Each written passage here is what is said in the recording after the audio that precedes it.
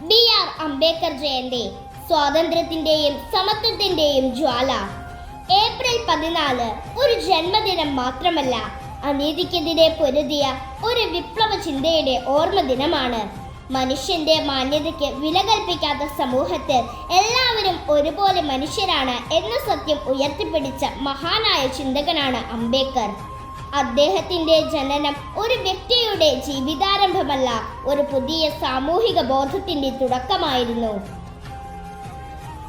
ചെറുപ്പത്തിൽ തന്നെ അനുഭവിച്ച അപമാനങ്ങളും വിവേചനങ്ങളും അദ്ദേഹത്തെ തളർത്തിയില്ല, മറിച്ച് അതിനെ ശക്തിയാക്കി മാറ്റി.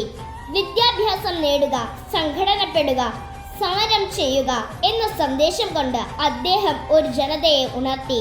സമൂഹത്തിലെ അടിച്ചമർത്തപ്പെട്ടവർക്കായി അദ്ദേഹം ശബ്ദമായപ്പോൾ നീതി ഒരു സ്വപ്നമല്ല, അവകാശമാണെന്ന് ലോകം തിരിച്ചറിഞ്ഞു.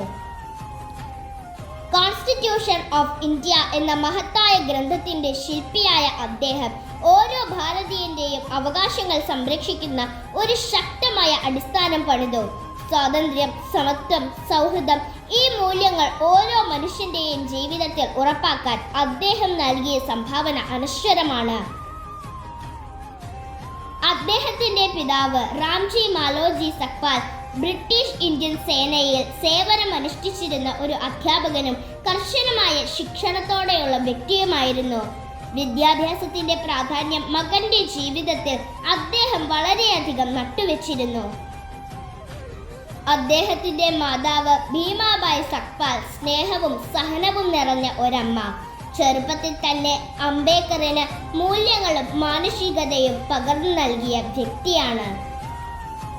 അദ്ദേഹത്തിന്റെ ജീവിതത്തിലെ ശക്തമായ അടിത്തറ ഈ രക്ഷിതാക്കളാണ്. അവരുടെ പ്രേരണയും മൂല്യങ്ങളും കൊണ്ടാണ് അംബേദ്കർ ലോകം മാറ്റിയ മഹാനായി ഉയർന്നത്.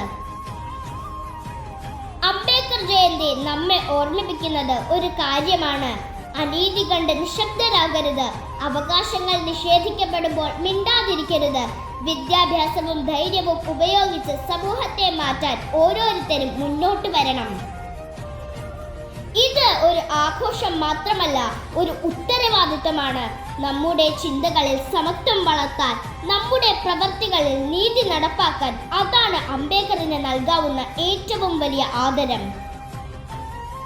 ഒരു മനുഷ്യരെ താഴ്ത്തുന്ന സമൂഹം ഒരിക്കലും ഉയരുകയില്ല എന്ന സത്യം മനസ്സിലാക്കി മുന്നോട്ട് പോകുമ്പോഴാണ് അംബേദ്കർ ജീവിക്കുന്നത്. നമ്മുടെ ഉള്ളിൽ, നമ്മുടെ പ്രവൃത്തികളിൽ. ജാതി അധിക്ഷേപത്തെ തുടർന്ന് ആത്മഹത്യ ചെയ്ത കണ്ണൂർ ഡെന്റൽ കോളേജ് 1ാം വർഷ BDS വിദ്യാർത്ഥി R.L. നിതിൻ രാജിന്റെ ആത്മഹത്യ പോലെയുള്ള സംഭവങ്ങൾ നമ്മെ ചിന്തിപ്പിക്കുന്നത് ഇന്നും സമൂഹത്തിൽ ചില വിഭാഗങ്ങൾക്ക് നീതിയും മാന്യതയും ലഭിക്കുന്നില്ല എന്ന വേദനാജനകമായ സത്യമാണ്. അംബേദ്കർ പറഞ്ഞ വഴിയിലേക്ക് നോക്കുമ്പോൾ വിദ്യാഭ്യാസം മാത്രം പോരാ, സഹാനുഭൂതിയും വേണം. നിയമങ്ങൾ മാത്രം പോരാ, മനുഷ്യത്വം വേണം. അവകാശങ്ങൾ മാത്രം എഴുതിയാൽ പോരാ, അത് എല്ലാവർക്കും ലഭിക്കണം. അംബേദ്കർ സ്വപ്നം കണ്ട ഇന്ത്യ, ഒരാളും ഒറ്റപ്പെടാത്ത, ആരും അവഗണിക്കപ്പെടാത്ത ഒരു സമൂഹം. പക്ഷേ നിതിൻ രാജ് പോലെയുള്ള സംഭവങ്ങൾ നമ്മെ ഓർമ്മിപ്പിക്കുന്നത് ആ സ്വപ്നം ഇനിയും പൂർണ്ണമായി സാക്ഷാത്കരിക്കപ്പെട്ടിട്ടില്ല എന്നതാണ്. ഒരു ശക്തമായ സന്ദേശം: ഒരു മനുഷ്യൻ മിണ്ടാതെ ഇരിക്കുമ്പോൾ പോലും അവന്റെ ഉള്ളിൽ ഒരു പോരാട്ടം നടക്കാം. അത് കേൾക്കാൻ തയ്യാറാകുമ്പോഴാണ് അംബേദ്കറുടെ സ്വപ്ന സമൂഹം സാക്ഷാത്കരിക്കുന്നത്. അതിനാൽ അംബേദ്കർ ജയന്തി ആഘോഷിക്കുന്നത് പൂക്കൾ അർപ്പിക്കുന്നത് മാത്രമല്ല, നമ്മുടെ ചുറ്റുമുള്ള ഒരാളുടെ വേദന തിരിച്ചറിയാനുള്ള ഉത്തരവാദിത്വം ഏറ്റെടുക്കുന്നതുമാണ്.